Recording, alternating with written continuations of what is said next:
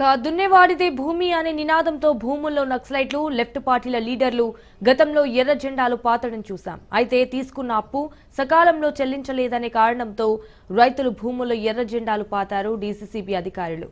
ఈ ఘటన ఖమ్మం జిల్లా నేలకొండపల్లి మండలంలోని పలు గ్రామాల్లో జరిగింది.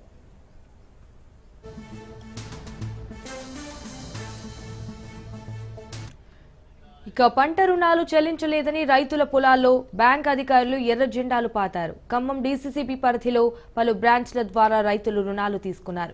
నేలకొండపల్లి మండలంలోని కోనాయిగూడెం, ఆరేగూడెం గ్రామాల్లోని రైతులు రుణాలు చెల్లించలేదని పొలాల్లో బ్యాంక్ అధికారులు ఎర్ర జెండాలు పాతారు. నేలకొండపల్లి డీసీసీబీ బ్రాంచ్ పరిధిలో దాదాపు 20 మంది రైతులు సుమారు 2 కోట్ల మేర బకాయి ఉన్నట్లు కూడా బ్యాంక్ అధికారులు చెబుతున్నారు.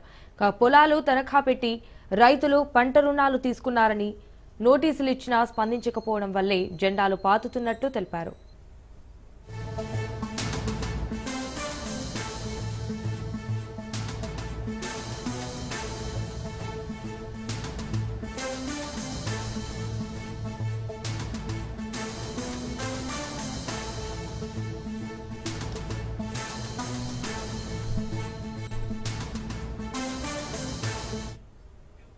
డీసీసీబీ అధికారుల తీరుపై విమర్శలు వెల్లువెత్తుతున్నాయి. బ్యాంక్ అధికారుల తీరుపై రైతులు ఆందోళన వ్యక్తం చేస్తున్నారు.